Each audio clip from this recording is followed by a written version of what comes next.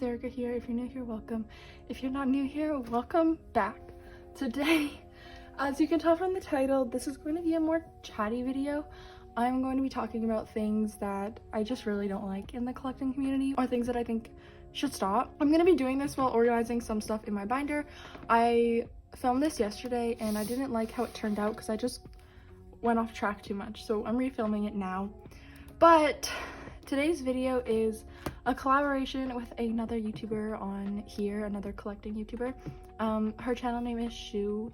I'll leave her video link in the description below and in the cards right now. She's gonna be doing the same type of video and talking about different things that she obviously dislikes and wants to stop in the community. Yeah, you should really go check her video out. She makes really great content. Definitely subscribe, like it, stuff like that. So I would recommend watching after this one. But I guess that's all. We'll get started now. Something I do want to say is this isn't me trying to come for anybody specifically, and just please don't, like, this isn't me trying to start beef or like drama or anything like that. I'm just expressing things that I personally don't like in the community that I think should stop. As the title says, it's not that difficult to understand. Yes, that is basically all that this video is going to be. Also, I apologize if you hear some cars or stuff in the background. I have to open my window because it's way too hot in my room. Anyways, one other disclaimer that I wanted to give before starting this is some of these things are more, I guess, personal to me in a sense, that they're more things related to like me as a YouTuber, but I can guarantee that there are going to be things in here that you obviously dislike. Like, some of them are very common things among the community that people dislike. So yeah, if you want to find out, just keep watching. It sounds like I'm losing my voice. Oh my god. Okay, anyways, also I apologize for my nails. I know they look disgusting. I usually have fake nails, obviously, because I pick at my nails, but with salons closed now, I stopped doing press-ons and I'm just waiting for them to open and letting my nails breathe a bit, so you'll have to excuse that. I do have a list to the side of me of things I want to talk about. I'm gonna try and stay on topic a bit because I don't want this video to be too long and rambly. That's what happened yesterday, which is why I'm refilming this. So like I said, I'm just gonna be going through my twice binder, organizing some stuff. I re-sleeved everything prior to this while I was trying to film this yesterday, so now it'll just be this and then the bigger inclusions, which is the main stuff that needs to be organized anyway.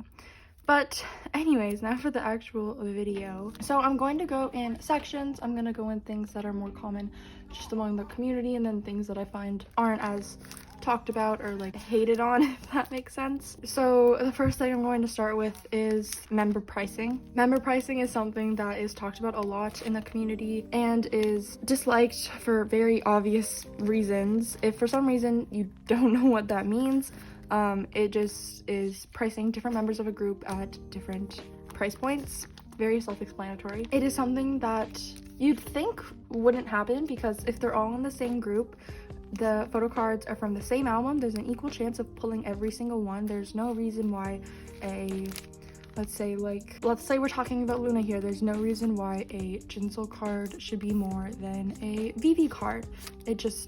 Or like a Hyunjin card should be more than a Yeojun card. I don't really know Luna popularities. Just in general, there's no reason why a certain member's card should be more than the other when they're coming from the same album and there's the same chance of pulling them.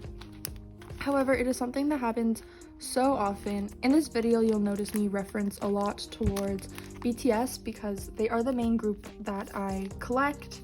Obviously, as you can see here, I collect a lot more, but BTS is the main group that I look to like buy stuff for. So you'll hear me mention them a lot, just because I know the most about that community, and I do find it is one of the worst communities when it comes to like resellers and stuff. I find that the issues are very, very big in that community. Anyways, member pricing has been a big issue recently. Like I said, my main issue with it, and I feel like a lot of other people's issues with it, is just the fact that it's like stupid. I don't know how to describe a lot of these things, so if my words don't make sense, I'll try and do a voiceover, I guess. But my personal main issue with it is that member pricing, basically, it not like in an indirect way is saying that certain members are worth more than others, which obviously isn't true. And there's no reason why certain members should be priced more than others, insinuating that they're worth more because they're not. All the members are from the same group. All their cards should be priced at the same amount. It's the same price point. There's no reason why any member should be priced differently. I see the thing saying supply and demand a lot. Obviously, if a member is more popular, people can try and justify pricing it higher, but that's just stupid. We're not, like, resellers aren't stores. This isn't their jobs. It's not a supply and demand situation. We're trading and selling pieces of paper with selfies and photos of idols on it. There's no reason. Yeah, see, this is where things get chaotic. There's no reason why things should be justified that way, if that makes sense. I don't know, it really is frustrating to see people do that kind of shitty stuff. And then the big issue is large differences. I can kind of see, and like if it's like a $4 difference, $3, $2 difference, okay. But within the BTS community, it's so extreme with DVD photo cards where milk name line will be priced in the hundreds and young line will be priced like $30. And it just deters people from wanting to collect and wanting to join that community because all they see is these extremely large numbers of that obviously they may not have the money for, and they just want to collect some damn photo cards. It just stops people from wanting to buy things. It did for me. I know for a very long time I stopped looking at items to buy for BTS just because I collect Jimin and Jungkook, and the prices for them is astonishing. It's crazy. And yeah, I've been talking about this for way too long. It's gonna have to be cut down a lot, but I just think, and I know many other people think member pricing is disgusting. There's no reason for it. Price all the members the same, especially if you're holding group orders. You can just divide the cost evenly between all members. Again, there's no reason why certain members should be more than others. Very simply put. So yeah, just don't do that. It's shitty. That's it. Anyways, the next issue kind of goes in hand with that, and that is quote your own price. Now, quote your own price is a big issue that again has been coming up in the K-pop community, or the collecting community, I guess. Quote your own price has kind of always been a thing, but only recently has it gotten much worse and more popular. Basically, if you don't know what quote your own price is, it's just listing an item, but you tell them how much you want to pay for it, and then they can say, obviously, oh yeah, I'll accept that, or I won't accept that. And again, I'll talk about my personal issues with quote your own price. My main issue with quote your own price is that it just wastes people's time. There's no reason you can't just put the price you want in the description box. Everybody always has a price in mind when selling an item. It's just the truth. Sorry if you're mad about it or whatever. When you're selling something, you know how much you want. Now you might not know if that amount is how much it's worth or should go for, but then there's ways to get around that without doing quote your own price. You can always ask other people in the community. You can ask big sellers that have good prices, big collectors. I'm sure if you were to reach out to like YouTubers here who you see collect that group, how much they think an item should be priced for, they'll help you. People will always try and help you because people want to stop quote your own price. Like, nobody really likes it, quite honestly. The main reason I think people do it, or especially resellers do it, also this is gonna be a lot of clicky, hopefully it doesn't like sound off, but the main reason why I think resellers do it is because, like I said, they have a price in mind.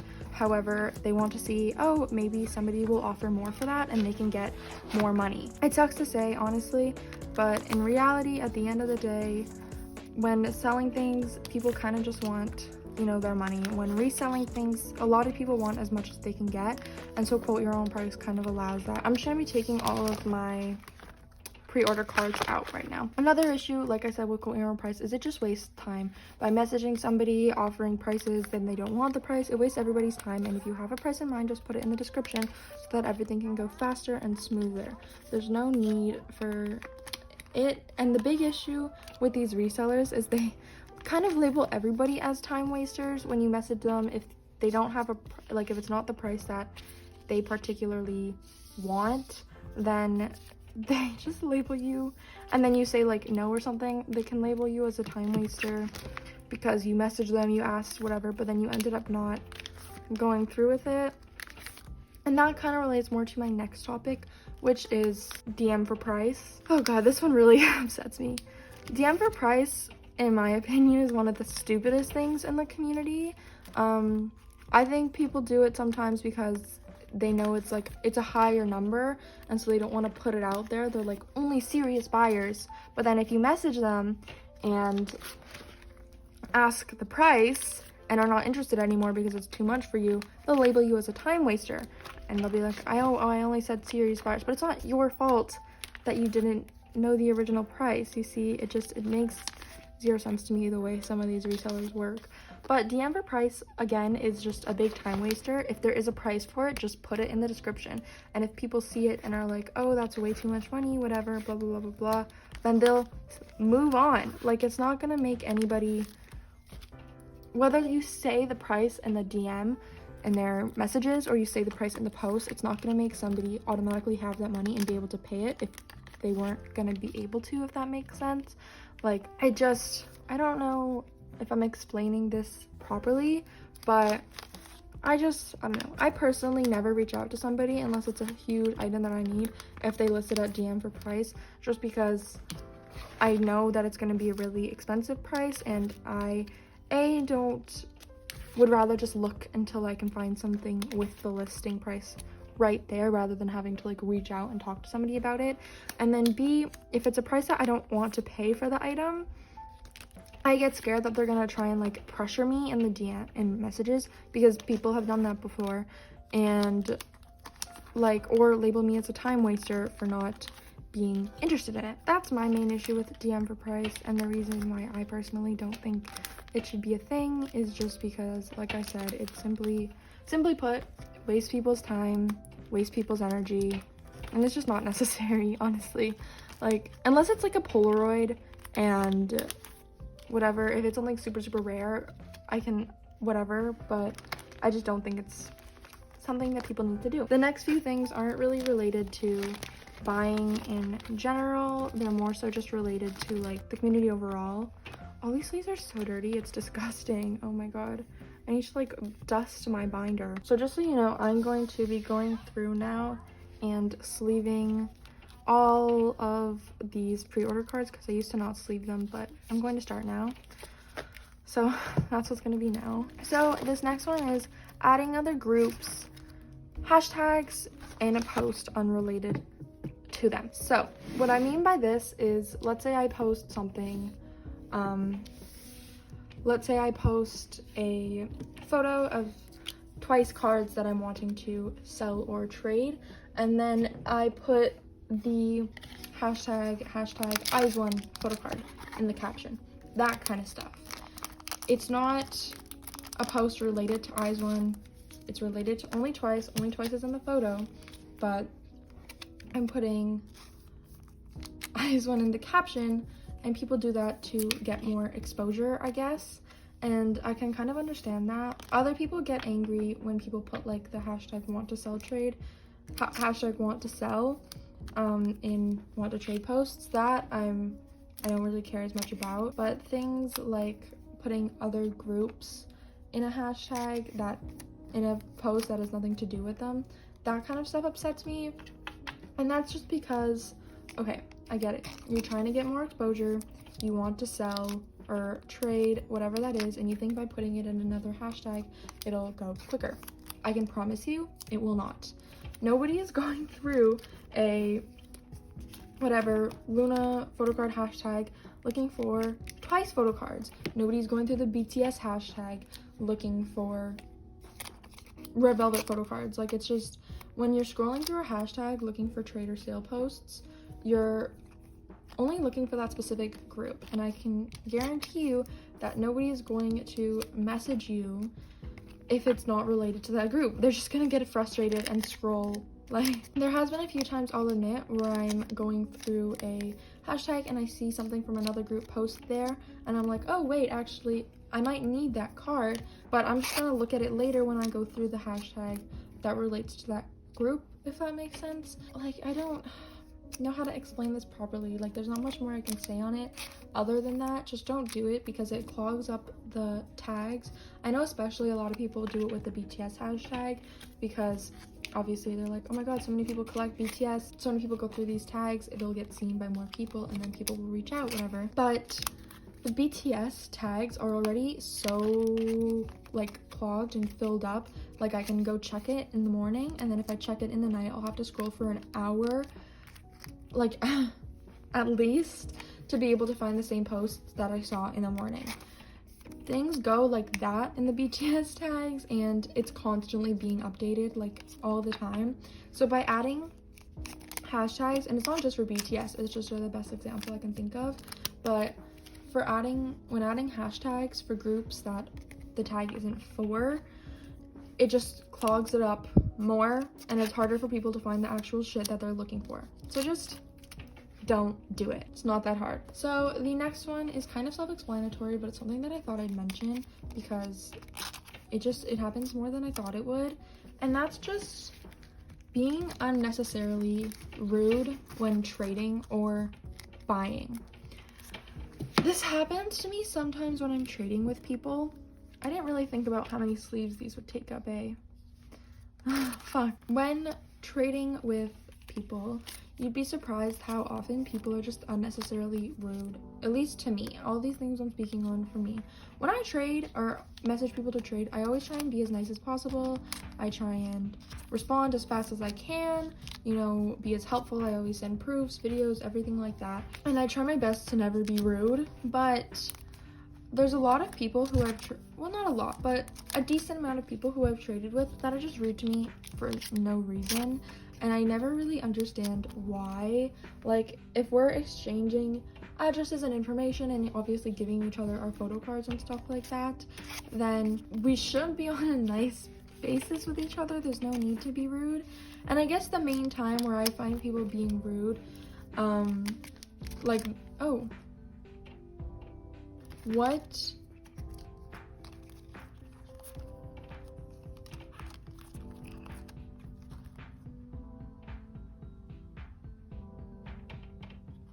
Yeah, are you kidding me? This is a joke.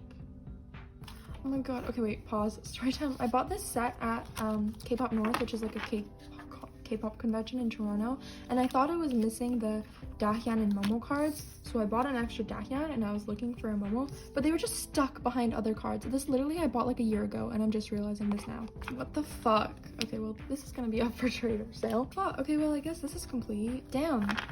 Okay. Anyways, wow. Anyways, I guess it's a good thing I'm doing this. What was I saying? Oh, yes. There's been a few times where people have been unnecessarily rude to me. One thing that always sticks out to me is when I package items, I'll give a backstory, but when I package items, yeah, I'm out of sleeves. I always put the photo card in a top sleeve, in a top loader. I tape the top loader to a thank you card, tape the thank you card shut, put it in the envelope, tape the envelope closed. But when I send proofs, I just send it of a photo of a top loader and a photo of the thank you, like the address, because I like writing the address after everything's sealed inside. And there was, I think, 1 or 2 times where I was trading with somebody and they were questioning the way that I package things and were like acting as if I didn't know how to pack, when I have over like 150 proofs now. Everything arrived safely. I know how to pack stuff, and so I explained it to them, and then for the rest of the trade they were being kind of rude towards me, and I didn't like say it in a condescending way when I was explaining how I pack it. I was trying to be as nice as possible. I was like, oh, this is how I do it. It's never really arrived damaged to anybody. If it does, we can talk about, like, I'll send your cards back or whatever, blah blah blah blah blah. And it's just, I don't know, experiences like that just kind of make me not want to trade with the person anymore. When you're being rude, I kind of get a sketchy vibe from you when people just respond with one-word answers. And another thing that I've noticed is people seem to forget that time zones exist. Like, I live in like the Toronto area, so I am EST, but obviously I trade worldwide with people. People are going to be in different time zones, and I've had multiple times where people will message me while I'm sleeping. It's like 3 a.m. here, and then I don't respond, and then they're like, hello, can you answer? Like, where are you? And I'm like, dude, I'm sleeping. And they just say it in such like a rude way sometimes, and yeah, I guess that's all really to say on that. It's just basic courtesy, not that difficult, you know? If the lighting's weird, I apologize. I'm gonna try and fix it in the, like, when I'm editing. The next thing I have is also related to messages, and that's not being clear when messaging people. So this is kind of difficult to explain.